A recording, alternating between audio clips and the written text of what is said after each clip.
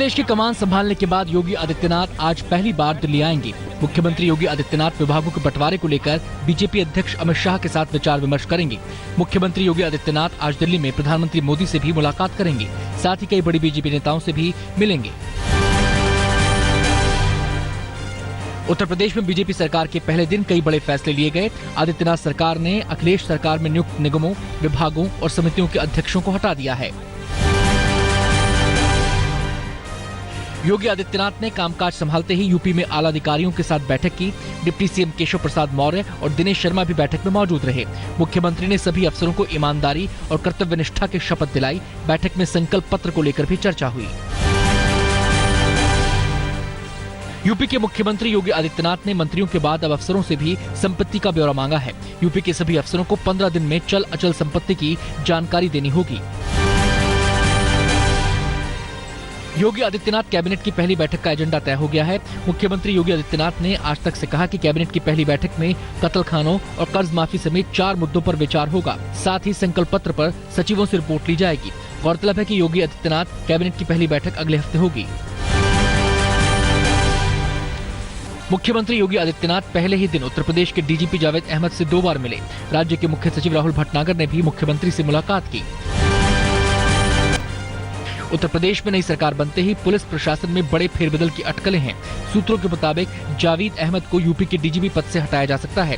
जावेद अहमद की जगह रजनीकांत मिश्रा को जिम्मेदारी मिल सकती है। बीजेपी सरकार के कमान संभालने के बाद उत्तर प्रदेश के आला अधिकारियों ने बैठक की। प्रमुख गृह सचिव की अगुवाई में कानून व्यवस्था को लेकर माथापच्ची हुई।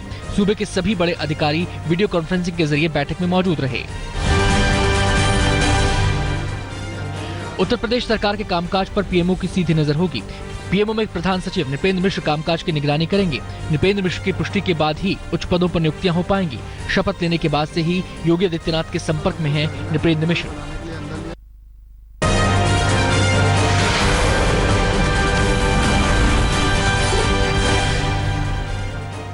प्रधानमंत्री मोदी आज संसदीय दल की बैठक को संबोधित करेंगे। उत्तर प्रदेश समेत 4 राज्यों में बीजेपी की सरकार बनने के बाद आज बीजेपी संसदीय दल की पहली बैठक होगी। पंजाब सरकार में मंत्री बने Navjot Singh Sidhu comedy show the Kapil Sharma show में काम करना जारी रखना चाहते हैं। अमरिंदर सिंह ने आज तक से कहा कि हितों के टकराव को लेकर एडवोकेट जनरल की राय लेंगे। Well, I don't know what the constitutional position, the law is on this matter. We'll have to ask our Advocate General to give us an opinion, or the LR, to whether a person who is a minister can do what he wants to do. It will depend entirely on what the legal position is. And then, of course, I will bring it to Mr. Navjot Sidhu's notice. But at the moment, yes, he has been saying this, that he would like to carry on. Navjot Singh Sidhu ने मंत्री बनने के बाद TV show न छोड़ने का ऐलान किया था। सिद्धू ने कहा था कि राजनीति एक तरफ है और रोजगार एक तरफ। साथ ही सिद्धू ने मंत्री पद की जिम्मेदारियों पर असर न पड़ने का दावा किया था। पंजाब के मुख्यमंत्री कैप्टन अमरिंदर सिंह 22 मार्च को दिल्ली में प्रधानमंत्री नरेंद्र मोदी से मुलाकात करेंगे। मुख्यमंत्री बनने के बाद प्रधानमंत्री के साथ अमरिंदर सिंह की पहली औपचारिक मुलाकात होगी। बैठक में अमरिंदर सिंह पीएम मोदी से SYL विवाद का स्थायी समाधान निकालने और पंजाब के हितों से समझौता न करने की अपील कर सकते हैं। डीडीसी मानहानि केस में अरविंद केजरीवाल आज दिल्ली के कोर्ट में पेश हो सकते हैं। डीडीसी और चेतन चौहान ने केजरीवाल समेत आम आदमी पार्टी के नेताओं पर मानहानि का मुकदमा किया है। डिग्री विवाद पर दिल्ली के पूर्व मंत्री जितेंद्र तोमर की मुश्किलें बढ़ गई हैं। तिलका मांझी यूनिवर्सिटी ने तोमर की LLB की डिग्री रद्द कर दी है। जितेंद्र तोमर पर फर्जी डिग्री का आरोप है। NIA ने जाकिर नाइक को दूसरा नोटिस जारी कर 60 लोग NIA की जांच के घेरे में हैं। प्रवर्तन निदेशालय ने पूर्व CBI डायरेक्टर AP सिंह और मीट कारोबारी मोइन कुरैशी के खिलाफ मनी लॉन्ड्रिंग का केस दर्ज किया है। मोइन कुरैशी केस को लेकर ED ने दिल्ली के कई इलाकों में छापे मारे। 3 करोड़ की विदेशी और भारतीय करेंसी जब्त की गई। नारदा स्टिंग केस में TMC की मुश्किलें बढ़ गई हैं। CBI ने FIR दर्ज करने के बाद मामले पर जांच बिठा दी है। नारदा स्टिंग में TMC के नेता रिश्वत लेते दिखाई दिए थे। उत्तराखंड हाईकोर्ट ने गंगा और यमुना को जीवित प्राणी की संज्ञा दी है। जनहित याचिका पर सुनवाई करते हुए हाईकोर्ट ने दोनों को भारत का पहला जीवित तत्व बताया। हाईकोर्ट ने कहा कि गंगा साफ न करने पर सरकार को कार्रवाई का अधिकार है। जिम्मेदारी न निभाने पर केंद्र सरकार राज्य सरकार को बर्खास्त तक कर सकती है।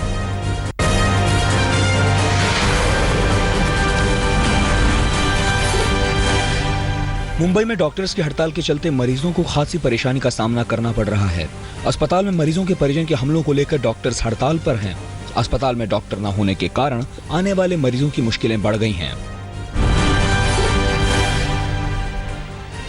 जम्मू कश्मीर पुलिस ने राजौरी में स्पोर्ट्स मेले का आयोजन किया। पुलिस लाइन के ग्राउंड में हुए मेले में क्रिकेट, कबड्डी समेत कई खेलों को शामिल किया गया। स्पोर्ट्स मेले का मकसद इलाके के युवाओं में खेलों के प्रति दिलचस्पी बढ़ाना था। जम्मू कश्मीर में ताजा बर्फबारी के बाद सड़कों से बर्फ हटाने का काम जारी है। राजौरी में मुगल रोड पर आधुनिक मशीनों की मदद से बर्फ हटाई जा रही है। ये सड़क राजौरी को कश्मीर घाटी से जोड़ती है।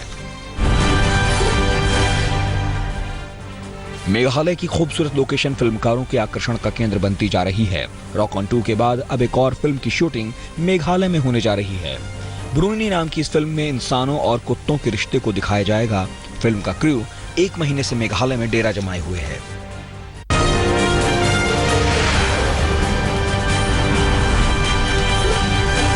मूक बधिरों के लिए इंदौर पुलिस ने अनोखी मुहिम शुरू की है।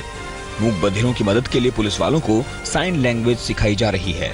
इंदौर की पुलिस प्रशिक्षण यूनिवर्सिटी में सैकड़ों महिलाओं और पुलिस आरक्षकों को साइन लैंग्वेज की ट्रेनिंग दी जा रही है।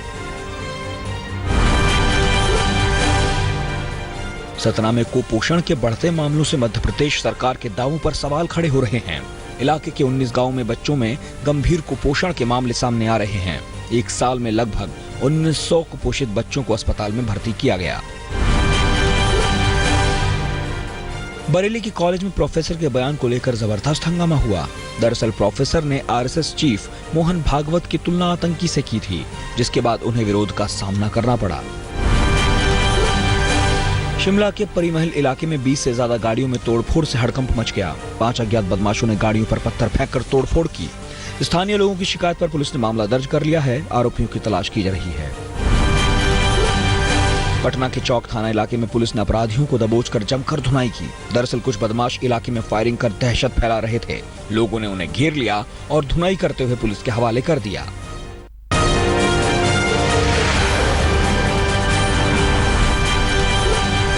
पंजाब के जालंधर में विदेश भेजने के नाम पर ठगी करने वाले गैंग का भंडाफोड़ हुआ है। पुलिस ने गैंग के एक सदस्य को गिरफ्तार कर लिया है। आरोपी शख्स पूर्व मुख्यमंत्री का सलाहकार बन लोगों को ठगता था। 2 महिलाओं समेत गैंग के अन्य सदस्यों की तलाश जारी है। दिल्ली के बाद देश भर के कंटेनर डिपो में लगातार चौथे दिन छापेमारी जारी है। डीआरआई, सीबीआई, आईबी और कस्टम विभाग की टीमें 1 मार्च के बाद देश में आए कंटेनर की जांच कर रही हैं।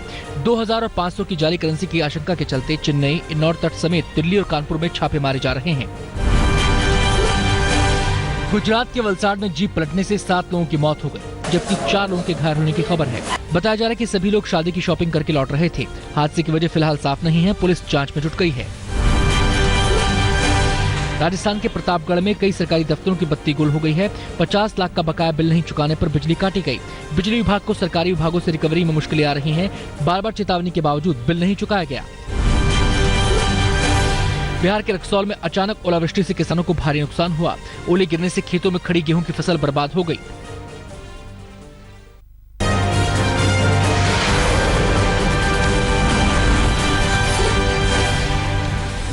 इलाहाबाद में बीएसपी नेता के मर्डर केस में 2 बीजेपी नेताओं समेत 4 आरोपियों के खिलाफ केस दर्ज हो गया है।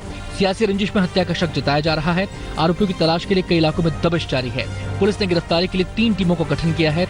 रविवार रात बीएसपी नेता मोहम्मद शमी की हत्या हुई थी।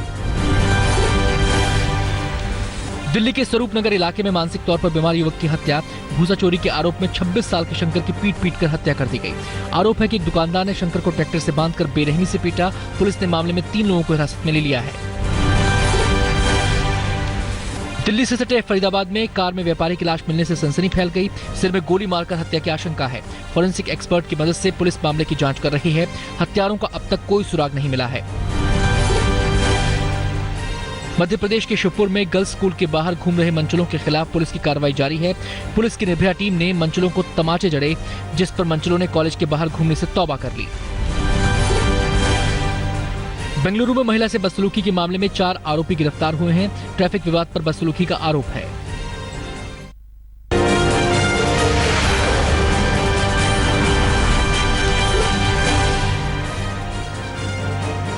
हैदराबाद में आईएएस अफसर के ड्राइवर की हत्या के आरोपी को हिरासत में ले लिया गया। आईएएस के बेटे पर ही हत्या का आरोप लगा है। सीसीटीवी की मदद से पुलिस आरोपी तक पहुंच सकी। पुलिस मामले की जांच में जुट गई है। ठाणे से सटे उल्लासनगर में एक दुकानदार को जिंदा जलाने का मामला सामने आया है। वड़ा पाव की दुकान को लेकर विवाद पर दूसरे दुकानदार ने पेट्रोल डालकर जिंदा जला दिया। 75% जले दुकानदार की हालत नाजुक बनी हुई है। आरोपी अब तक पुलिस की गिरफ्त से बाहर है।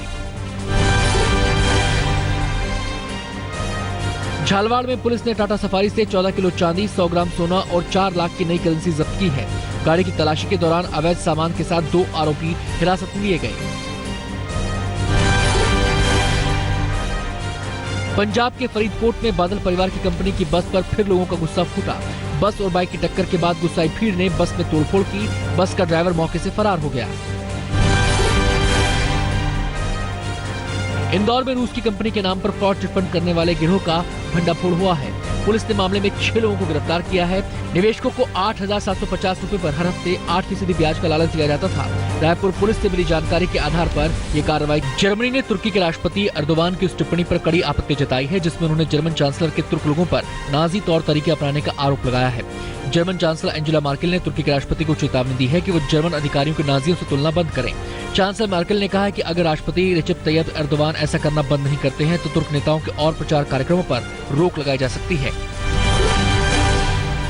एफबीआई निदेशक जेम्स कुमी ने पहली बार इस बात की पुष्टि की है कि एफबीआई डोनाल्ड ट्रंप के चुनाव प्रचार और रूस के बीच कथित संबंधों की जांच कर रही है। सोमवार को एफबीआई निदेशक कुमी ने कहा कि एजेंसी ट्रंप के प्रचार अभियान में शामिल रहे लोगों का रूसी सरकार के साथ संभावित संबंधों की जांच कर रही है। जांच में पता लगाने की कोशिश की जा रही है कि दोनों के बीच किसी प्रकार का कोई तालमेल तो नहीं था। अमेरिकी संघीय जज ने अमेरिकी सरकार के उस अनुरोध को खारिज कर दिया है जिसमें जज से देश के राष्ट्रपति डोनाल्ड ट्रंप के संशोधित यात्रा प्रतिबंध पर रोक लगाने वाले अस्थायी आदेश पर स्पष्टीकरण देने की अपील की गई थी। ऑनलाइन अदालती रिकॉर्ड के अनुसार अमेरिकी डिस्ट्रिक्ट जज डेरिक वॉटसन ने कहा कि उनके आदेश के बारे में कुछ भी अस्पष्ट नहीं है।